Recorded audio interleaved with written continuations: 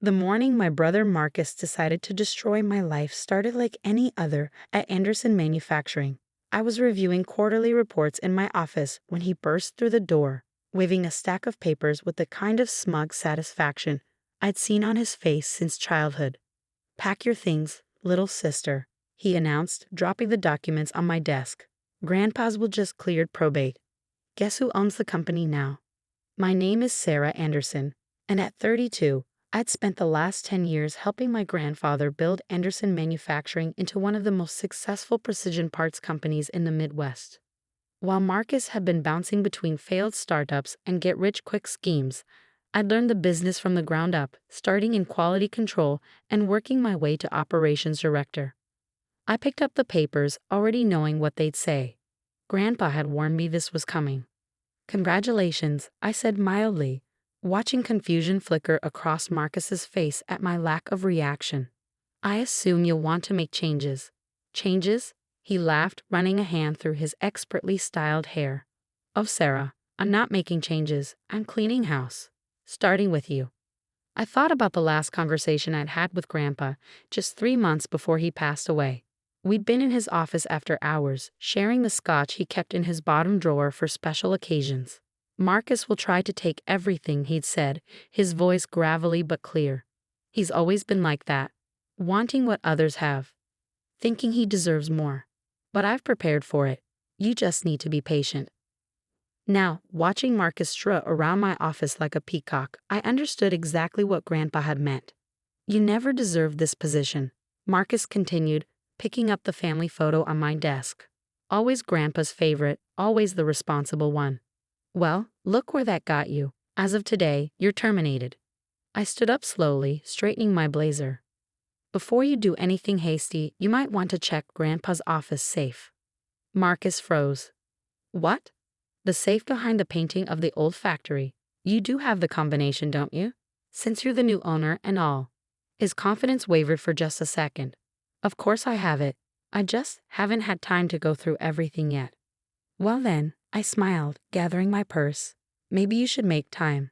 I'd hate for you to make any premature decisions." I walked past him, pausing at the door.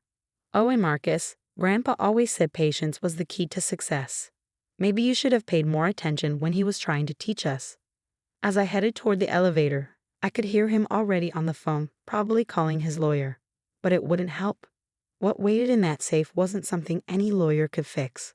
Grandpa had built Anderson Manufacturing from nothing, turning a small machine shop into a company that employed over 200 people. He'd watched Marcus and me grow up, observed how we handled challenges, how we treated others.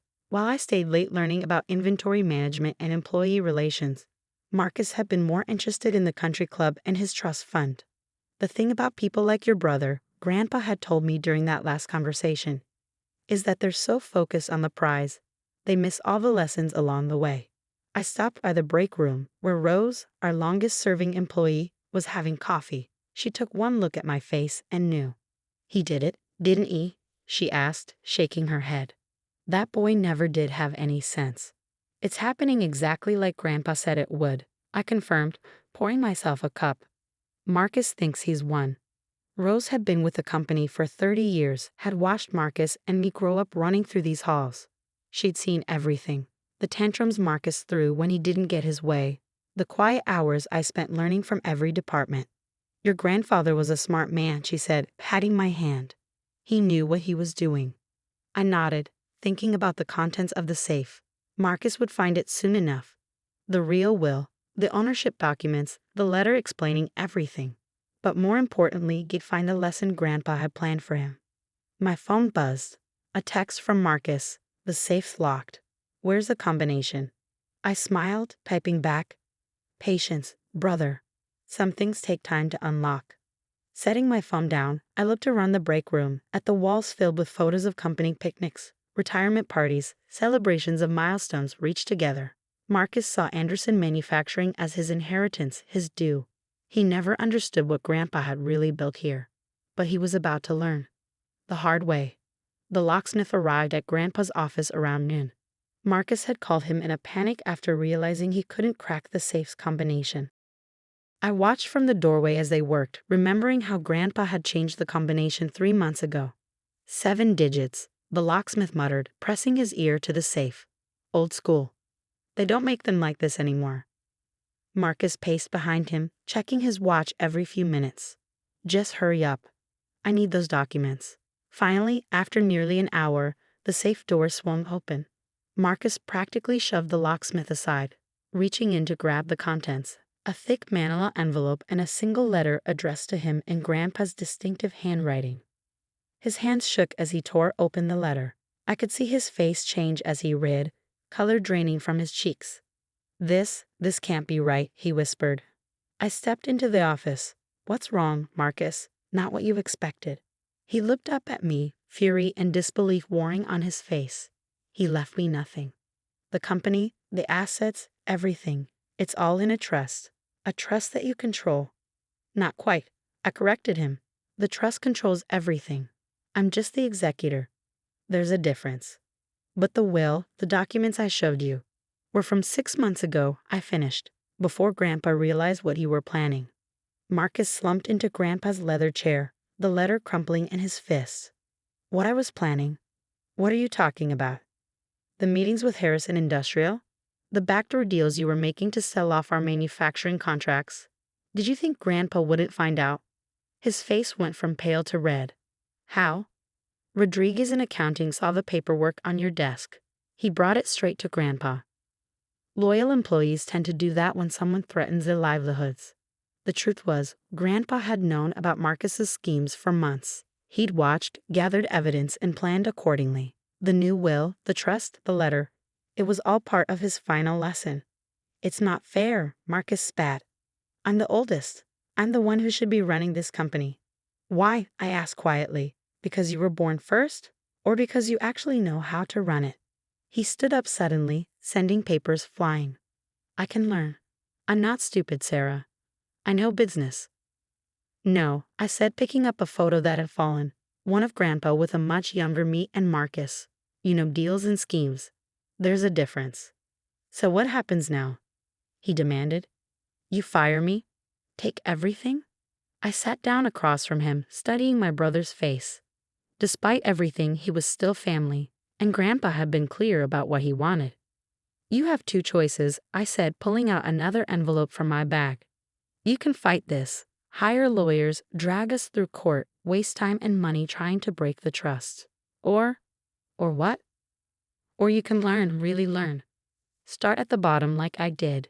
Understand every aspect of this business, earn the respect of the employees, prove that you're more than just schemes and shortcuts. He stared at me like I'd grown a second head. You want me to be your employee? I want you to be worthy of Grandpa's legacy. But it's your choice. The envelope I placed on the desk contained a job offer, entry level, quality control department, the same place I'd started. Marcus picked it up, his hands still shaking slightly. This is ridiculous, he muttered. I'm not starting over. Then don't, I replied, standing up. Walk away. Take your trust fund and go start another failed venture. But remember, this was Grandpa's final offer to you, his last attempt to teach you what really matters. I headed for the door, pausing to look back at my brother, still sitting in Grandpa's chair, looking lost and angry and maybe, just maybe, a little bit thoughtful. The job offer stands for 24 hours, I said. After that, well, like Grandpa always said, timing is everything. As I walked back to my office, I remembered something else Grandpa had told me during our last conversation. Sometimes the hardest part of running a business isn't making money. It's helping people grow into who they could be, not who they think they are. I hoped Marcus would understand that lesson before it was too late. 23 hours later, I found Marcus sitting in the factory break room, still wearing his expensive suit, staring at the job offer I'd given him. The quality control shift starts at 6 a.m. I said, pouring myself coffee. If you're accepting, you might want to change into something more practical. He looked up, dark circles under his eyes suggesting he hadn't slept. I talked to 3 lawyers yesterday. They all said the trust is ironclad. Grandpa was thorough. They also said, he paused, swallowing hard, that the evidence about Harrison Industrial could lead to criminal charges. Price fixing, corporate espionage. I sat down across from him. Grandpa kept that evidence out of the official record. For now, Marcus ran a hand through his disheveled hair. Why give me another chance, after everything I tried to do? Because you're family, I replied simply, and because Grandpa believed people can change if they're given the right motivation. He picked up the job offer, studying it like it might bite him. Quality control, checking parts for defects. That's really where you started? 8 hours a day, examining precision components under a microscope. It's where I learned that details matter, that every piece affects the whole. And if I refuse, then the evidence goes to the SEC and you'll have bigger problems than starting over. He was quiet for a long moment, his fingers tracing the company logo on the offer letter. Finally, he looked up. I'll need work clothes, he said quietly. There's a uniform waiting in HR. Size 40 too long, right? For the first time in years, I saw a flicker of the brother I remembered from childhood, before money and competition had twisted him. The next few months were interesting. Marcus struggled with the early shifts, the physical demands, the tedium of quality control work. He complained, he made mistakes, he nearly quit twice. But slowly, something changed. I noticed it first in the way he talked about the parts he inspected, genuine interest in how they fit together, how they contributed to the final products. Then in how he treated his coworkers, learning their names, their stories, understanding their roles in the company's success. 6 months in, he came to my office not as the arrogant heir apparent, but as an employee with an idea. I think I found a way to improve the inspection process, he said, spreading diagrams across my desk. If we'd adjust the lighting and reorganize the workstations. I listened as he explained his proposal, practical, thoughtful, clearly based on actual experience. This wasn't a get-rich-quick scheme, it was a real solution to a real problem. Submit it through proper channels, I told him, like anyone else would. He nodded, gathering his papers. Sarah? I think I understand now what Grandpa was trying to teach us all along. Oh, it's not about owning the company, it's about being worthy of it. 1 year after Marcus started in quality control, I received another letter from Grandpa. This one had been held by his lawyers with instructions to deliver it on this exact date. Dear Sarah, it read, if you're reading this, then either Marcus has learned his lesson or he's long gone. Either way, you've handled things exactly as I hoped. The trust has a final provision. If Marcus completes 1 year of employment, demonstrating real growth and commitment, he can earn a seat on the board. Not ownership, but a voice. A chance to contribute. The choice, as always, is his and yours. Love, Grandpa. I looked out my office window, watching Marcus lead a training session for new quality control employees. He was explaining the importance of precision, of responsibility, of understanding how each small part contributed to the greater whole. Later that afternoon, I called him to my office. Congratulations on your 1-year anniversary, I said, sliding an envelope across the desk. He opened it, reading quickly. Board membership. If you want it, you've earned the right to be considered. Marcus was quiet for a moment, then carefully folded the letter and put it back in the envelope. Ask me again in 6 months, he said. I still have a lot to learn in quality control. I smiled, thinking of how proud Grandpa would be, not because Marcus had been humbled, but because he'd finally understood the real value of what we built here. Some lessons can't be inherited, they have to be earned, and sometimes the greatest legacy isn't what we own, but what we learn along the way.